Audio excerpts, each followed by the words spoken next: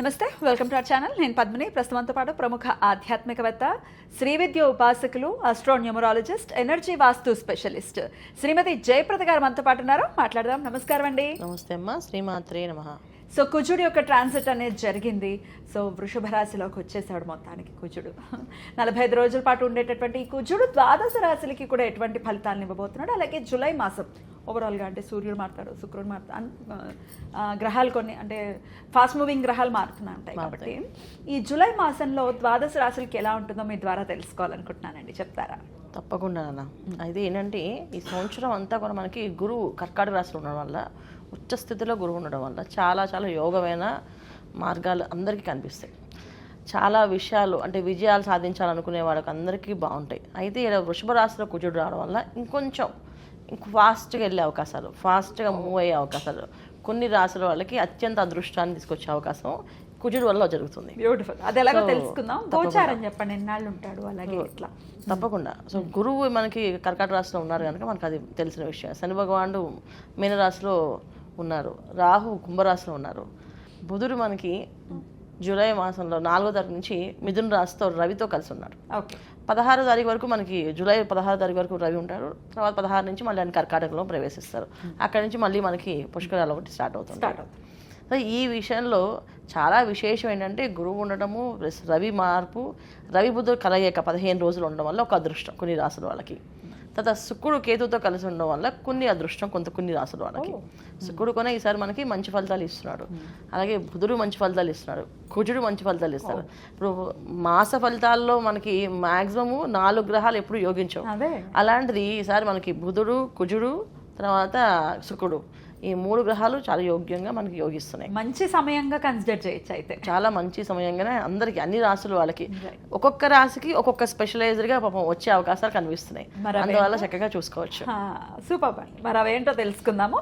మరి మొదలు పెడదామా? తప్పకుండా. మరి మిథున రాశికి ఎలా ఉండబోతుందండి జూలై మాసం?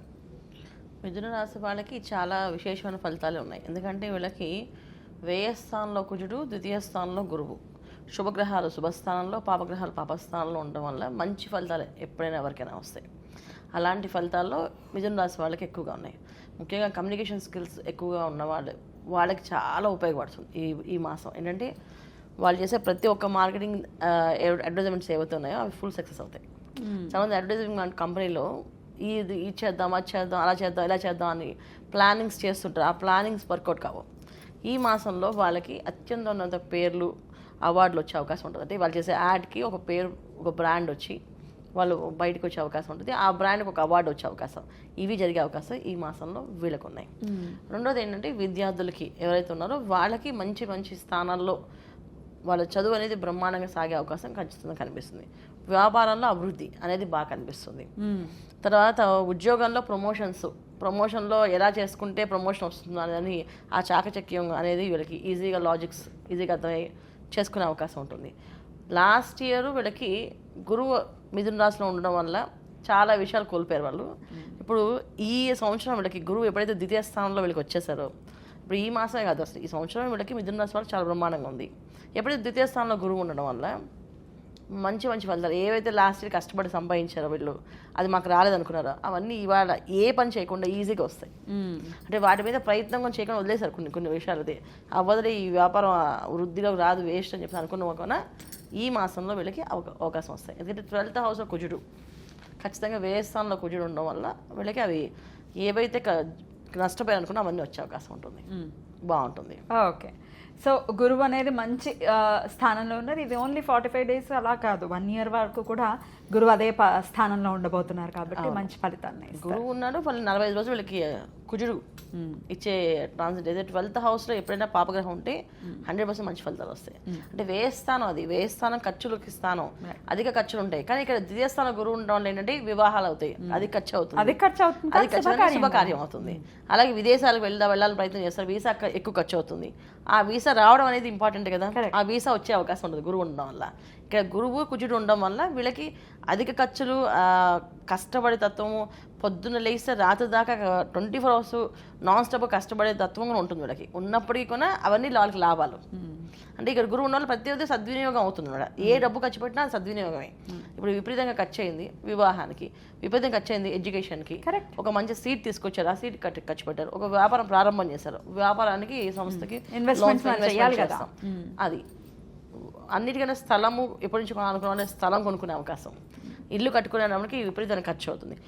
కోర్స్ లగ్జరీస్ కొంచెం ఎక్కువగా పెడతాం, దానికి ఎక్కువ ఖర్చు పెడతాం, అది కూడా వాళ్ళకి ఉన్నదే.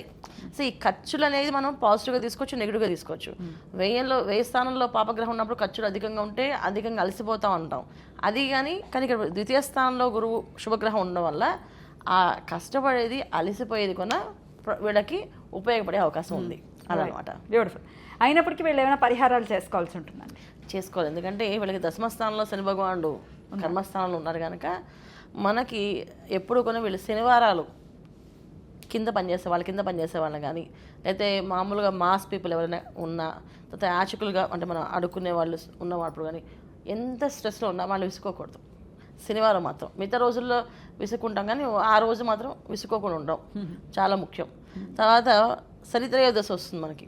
ఈ శనిత్రయోదశి రోజున మనకి నవగ్రహాలకి అభిషేకం పూజ చేయించుకోవడం, శని భగవానికి చేయించుకోవడం, మళ్ళీ నవగ్రహాలు కూడా చేస్తారు, నవగ్రహాలు కూడా చేయించుకోవడం. నవగ్రహాలు చేయించుకోవడం వల్ల ఏంటంటే రాహు ఒక ఇంపాక్ట్ కానీ, కేతు ఒక ఇంపాక్ట్ కానీ, శని భగవాన్ ఒక ఇంపాక్ట్ కానీ తగ్గే అవకాశం ఉంటుంది. మామూలుగా శనిత్రయోదశి అంటే శని భగవానికి ఒక్కరికే చేస్తుంటారు, వీళ్ళకొని చేసుకోవచ్చు. ఇలా చేస్తే అద్భుతమైన ఫలితాలు వీళ్ళకొని కనిపిస్తున్నాయి. అలాగే కనిపించాలి మిథున రాశి వారికి అని మనస్ఫూర్తిగా కోరుకుంటూ ఇక నెక్స్ట్ వీడియోలో కర్కాటక రాశి గురించి తెలుసుకుందాం. థ్యాంక్ యూ అండి. నమస్తే. శ్రీమాత్రే నమః.